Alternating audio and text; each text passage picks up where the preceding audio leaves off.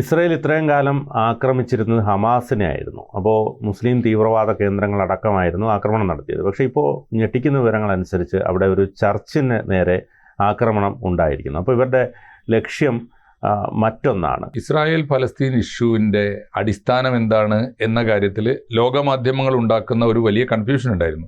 അത് മനഃപൂർവ്വം ഉണ്ടാക്കുന്നതുമാണ്. കാരണം ലോകത്ത് വംശീയത പതുക്കെ സൈഡാക്കി നിർത്തുകയും വർഗീയത, സാമുദായികത ഉയർത്തിക്കൊണ്ടുവരികയും ചെയ്യുന്നൊരു പൊളിറ്റിക്സ് ഉണ്ട്.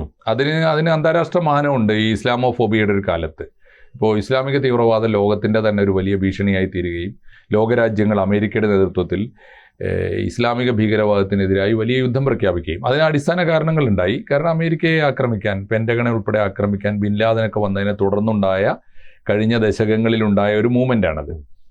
അപ്പോൾ അതിൻ്റെ ഒരു ഭാഗമായിട്ടാണ് ഫലസ്തീൻ ഇഷ്യൂവിനെയും നമ്മുടെ മാധ്യമങ്ങൾ അവതരിപ്പിക്കുന്നത്. എന്ന് പറഞ്ഞാൽ ഒരു ഭാഗത്ത് ഇസ്രായേൽ എന്ന് പറഞ്ഞാൽ ഒരു ജൂതരാജ്യം, അപ്പുറത്ത് ഫലസ്തീൻ എന്ന് പറഞ്ഞു കഴിഞ്ഞാൽ ഇസ്ലാമിക രാജ്യം.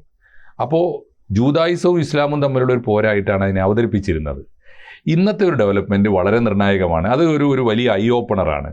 രാഷ്ട്രീയ വിദ്യാർത്ഥികൾക്ക് ഫലസ്തീൻ ഇഷ്യൂവിൻ്റെ യഥാർത്ഥ അടിത്തറ എന്താണെന്ന് കാണാനുള്ള ഒരു നല്ല സന്ദർഭം കൂടിയാണിത്. കൂടുതൽ വാർത്തകളും വിശേഷങ്ങളും നിങ്ങളിലേക്ക് എത്താൻ ABC മലയാളം സബ്സ്ക്രൈബ് ചെയ്യുക, ബെൽ ബട്ടണും അമർത്തുക.